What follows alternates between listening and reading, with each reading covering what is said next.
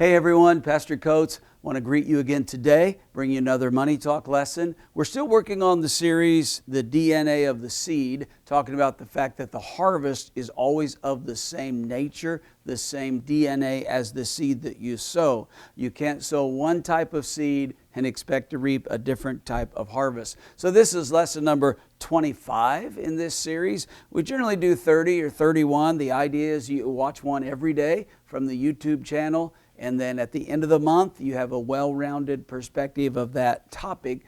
On this one, for example, the DNA of the seed. So today is a very unique lesson again today. Here it is, problems. Now I know that you don't usually think of problems as a seed. Problems are not our favorite subject. We don't like problems. We would prefer an easy, trouble-free life, free of difficulty. But listen, problems are the seed for reward.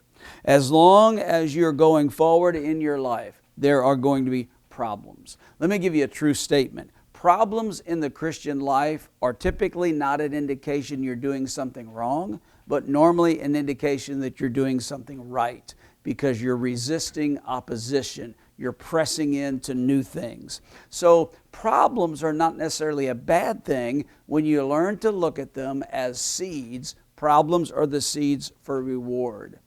The fact is you need problems. You need difficulties. You need challenges in your life. I read a book one time called The Necessity of an Enemy. It was one statement I learned. Your enemies will do more for you than your friends. Think about it.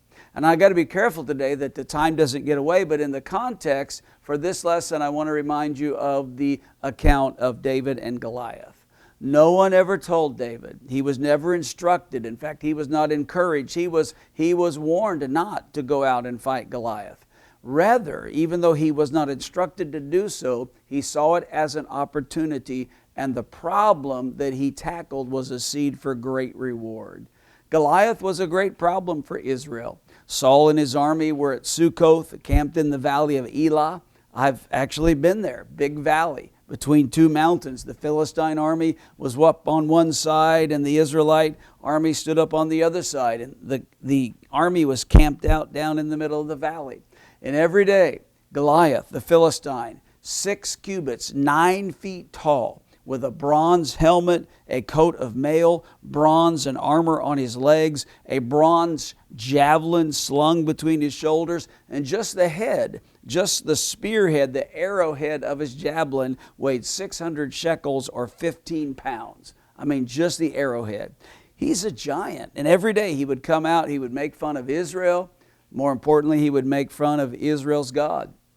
But no one had the courage to do anything about it. David went down. His father sent him to take cheese sandwiches down to his brothers. And when he saw the situation, he was appalled. He saw it as an opportunity to receive a reward by making a difference. I did a message one time. It was a multi-part message, 10 master keys to turn your greatest battle into your greatest spiritual victory. And I can't, of course, teach that to you today. But one thing is true in that story. It was already common knowledge that the one who killed Goliath, the king would give him great rewards. The one that killed Goliath, the king would give him great wealth. He would give him his daughter in marriage, and he would exempt his entire family line from ever paying taxes in Israel. Wow, what a reward. But I really think there was another reward that meant more to David.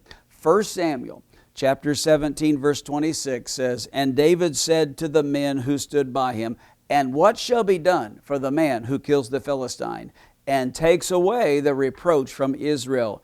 For is this the uncircumcised Philistine, that he should defy the armies of the living God?'" I really think David was more interested in God's reward than he was man's reward. He wanted the blessing on his life for being the one that would destroy the Philistine and take away the reproach from the people of Israel. And of course, he received that great reward. The people later on said, "Saul slain his thousands, but David slain his tens of thousands." And it was literally his attack on Goliath that propelled him to eventually becoming the king in Israel, because there was great reward. So do you have problems in your life? Don't look at problems as mere problems. Don't look at them as something that you'd just soon not have to face. Look at them as opportunities, because problems are the seed for the harvest of reward.